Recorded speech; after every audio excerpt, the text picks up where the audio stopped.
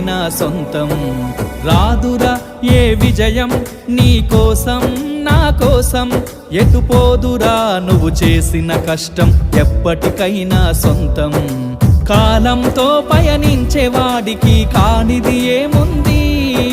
సాధనతోనే సాధ్యమవ్వునని సదాశయంతో సాగర ముందుకు రాదురా ఏ విజయం నీ కోసం నా కోసం ఎటుపోదురా నువ్వు చేసిన కష్టం ఎప్పటికైనా సొంతం